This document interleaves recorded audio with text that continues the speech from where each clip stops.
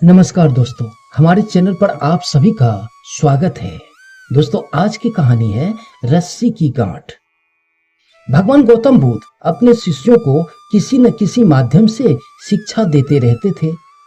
एक बार महात्मा बुद्ध जब अपने शिष्यों को शिक्षा दे रहे थे तो उन्होंने हाथ में एक रस्सी पकड़कर उसमें बहुत सी गांठें डाल दी। उसके पश्चात महात्मा बुद्ध ने वहां उपस्थित शिष्यों में से प्रश्न पूछा कि क्या यह रस्सी वैसी है जैसे गांठ लगने से पहले थी। एक शिष्य ने महात्मा बुद्ध के प्रश्न का उत्तर दिया। वह कहने लगा कि गुरुजी, एक दृष्टिकोण से देखें तो यह रस्सी वैसी ही है जैसे पहले थी, लेकिन अगर दूसरे दृष्टिकोण से देखें तो रस्सी में 3 गांठें पड़ चुकी है, इसलिए देखने में इसका स्वरूप कुछ बदल चुका है।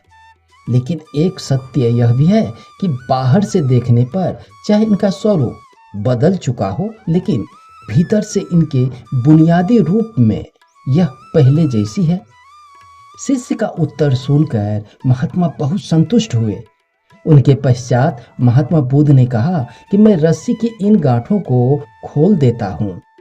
महात्मा बुद्ध रस्सी के दोनों सिरों को पूरी ताकत से खींचने लगे। फिर उन्होंने शिष्य से प्रश्न किया, क्या इससे गांठ खुल जाएगी?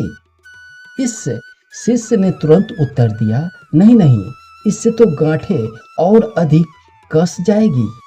यह सुनकर महात्मा बुद्ध ने पुनः प्रश्न किया कि इन गांठों को खोलने का क्या समाधान होना चाहिए?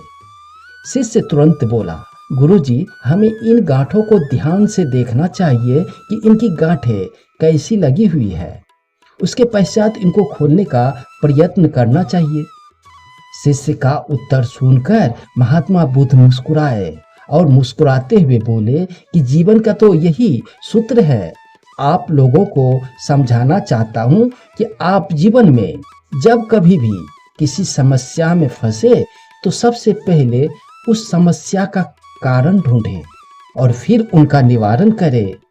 व्यवहारिक जीवन में लोग समस्या का कारण जाने बिना ही उनका समाधान ढूंढने की कोशिश करते हैं, जिस कारण से उनको उचित परिणाम नहीं मिलती है। महात्मा बुद्ध शिष्य को कहने लगे कि बहुत से लोग मुझसे पूछते हैं कि आपने क्रोध को कैसे समाप्त किया, लेकिन कभी किसी ने यह नहीं पूछा कि मुझे क्रोध क्यों आता है। ऐसे ही लोग मुझसे प्रश्न करते हैं कि अहंकार को कैसे समाप्त करूं, लेकिन कोई यह नहीं जानना चाहता है कि आखिर अहंकार का बीज उनके अंदर उत्पन्न कैसे हुए।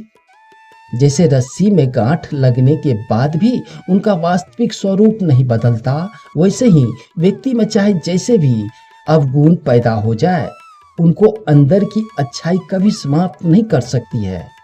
जैसे हम धैर्य से रस्सी की गांठें को ध्यान से देखकर खोल सकते हैं, वैसे ही जीवन में आने वाले विकारों और समस्याओं का हल हम ढूंढ सकते हैं। अगर जीवन में किसी भी तरह की कोई समस्या उत्पन्न हुई है तो उनके कारण को ध्यान से समझने पर उनका निवारण अवश्य स्वयं मिल जाता है। दोस्तों, ये कहानी पसंद आई हो तो चैनल को लाइक सब्सक्राइब जरूर कर ले। धन्यवाद।